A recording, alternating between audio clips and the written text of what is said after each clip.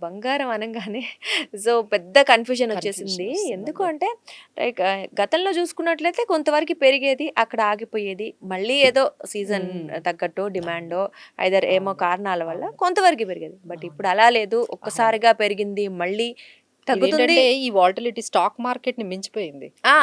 ఇప్పుడు ఇప్పుడు ఈ రోజు కొంటే రేపటికేంటి పరిస్థితి ఎవరికీ అంతే. అర్థం ఇంత కావట్లేదు. వాలటిలిటీ అనేది ఎప్పుడు మేము కూడా చూడలేదండి. అంటే హ్మ్. గోల్డ్ అనేది రైట్. ఎట్లా అంటే ఒక స్టేబుల్ ఇన్వెస్ట్‌మెంట్ అనుకునేవాళ్ళం కదా! హ్మ్. అందులో పెడితే అసలు రిస్క్ ఉండదు. హ్మ్. పెరిగితే ఎక్కువ పెరుగుతుంది కానీ అంతగా తగ్గదు. హ్మ్. వెంటనే తగ్గదు. వెంటనే తగ్గదు. హ్మ్. అనేటట్టుగానే మనకు గోల్డ్ గురించి ఒక సేఫ్టీ అసెట్ ఒక లాగా అసెట్ భావిస్తాం. లాగా భావిస్తారు. అది హ్మ్. అంతగా కరెక్ట్ అయిపోదు. అది ఇంకా హ్మ్. తగ్గిపోదు.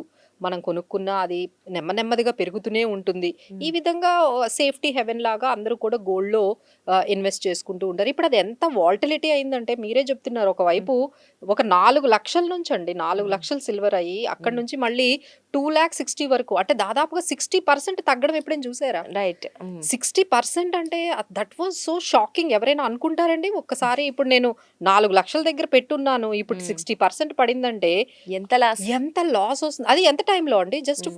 ఫ్యూ మంత్స్‌లో. హ్మ్. ఫ్యూ మంత్స్‌లో ఇంత లాస్ రావడము అసలు ఎవరు ఎక్స్‌పెక్ట్ చేయరు. అలానే గోల్డ్ కూడా 1,80,000 దగ్గర కొనుక్కున్న వాళ్ళు ఉన్నారు గదండీ! హ్మ్.